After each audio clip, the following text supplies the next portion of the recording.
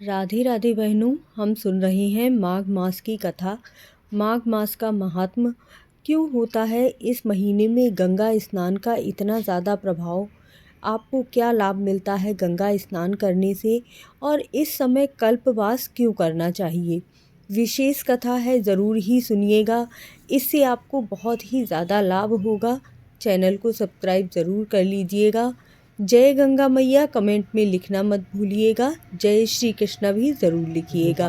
पूर्व समय में सतयुग के उत्तम निषेध नामक नगर में हेमकुंडल नामक कुबेर के सृदय धनी वैश्य रहता था, जो कुलीन, अच्छे काम करने वाला, देवता अग्नि ब्राह्मण की पूजा करने वाला, खेती का काम करता था। वह गौ घोड़े भैंस आदि का पालन करता, दूध दही निकालता और अनेक वस्तुओं को बेचा करता, जिससे उसके पास बहुत सा धन इकट्ठा हुआ। जब वह बूढ़ा हुआ तो मृत्यु को निकट समझकर उसने धर्म के कार्य करने प्रारंभ किए। भगवान विष्णु का मंदिर बनवाया, कुआं, तालाब, बावड़ी, आम, पीपल आदि वृक्ष के तथा सुंदर बाग बगीचे लगवाए। सूर्योदय से सूर्यास्त तक वह दान करता, गांव के चारों तरफ जल के प्याऊ लगवाता। उसने सारे जन्म भर जितने भी पाप किए थे उन सभी का प्रायश्चित किया। इस प्रकार उसके 2 पुत्र उत्पन्न हुए, जिनका नाम उसने कुंडल और विकुंडल रखा। जब दोनों लड़के युवावस्था के हुए तो हेमकुंडल वैश्य गृहस्थी का सब कार्य सौंपकर तपस्या के निमित्त वन में चले गए। वहाँ विष्णु की आराधना में शरीर को सुखाकर अंत में विष्णु लोक को प्राप्त हुए। उसके द्वारा पुत्र लक्ष्मी के मद को प्राप्त होकर बुरे कर्मों में लग गए। वैश्यागामी वीणा और बाजे लेकर वैश्याओं के साथ गाते फिरते, अच्छे सुंदर वस्त्र पहनकर सुगंधित तेल लगाते और हाथी पर सवार होकर सुंदर सुंदर घरों में रहते। इस प्रकार बोए बीज के सदृश वह अपने धन को बुरे कामों में नष्ट करने लगे। कभी किसी सत्पात्र को दान आदि नहीं करते और न कभी हवन, देवता या ब्रह्मा जी की सेवा तथा विष्णु का पूजन करते। थोड़े ही दिनों में सभी धन उनका नष्ट हो गया और वह दरिद्रता को प्राप्त हो गए। भाई, जनसेवक, उपजीवी सब उनको छोड़कर चले गए। तब उन्होंने चोरी करना प्रारंभ कर दिया। राजा के भय से नगर को छोड़कर डाकुओं के साथ वन में रहने लगे। वहाँ तीक्ष्ण बाणों से वन के पक्षी, हिरण और तथा पशु हिंसक जीवों को मारकर खाने लगे। एक समय इनमें से एक पर्वत पर गाय, जिसको सिंह मारकर खा गया, और दूसरा वन को गया, जो काल सर्प के डसने से मर गया।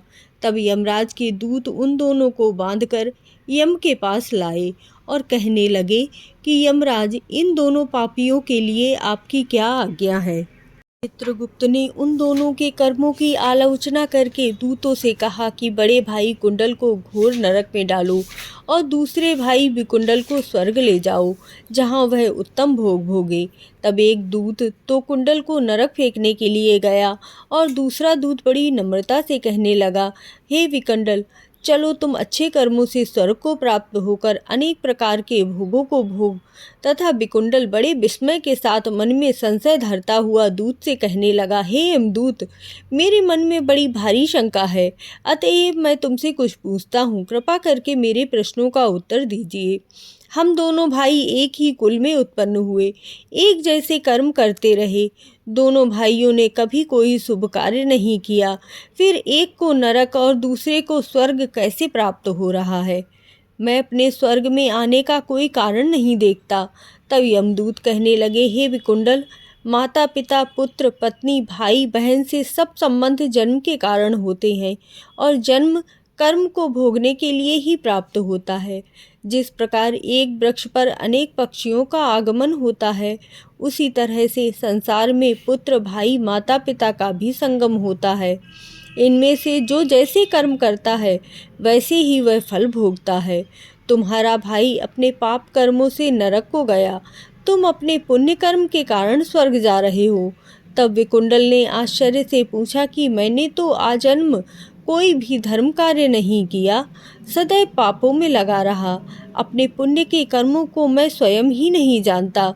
यदि तुम मेरे पुण्य कर्म को जानते हो तो मुझे ज़रूर ही बतलाओ। मैं सब प्राणियों को भली भांति जानता हूँ, तुम नहीं जानते। सुनो, हरिमित्र का पुत्र सुमित्र नामक ब्राह्मण था, जिसका आश्रम यमुना नदी के दक्षिणोत्तर दिशा में था।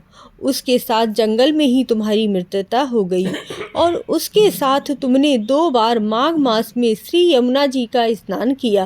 पहली बार स्नान करने से तुम्हारे सब पाप नष्ट हो गए, दूसरी बार स्नान करने से तुमको स्वर्ग प्राप्त हुआ।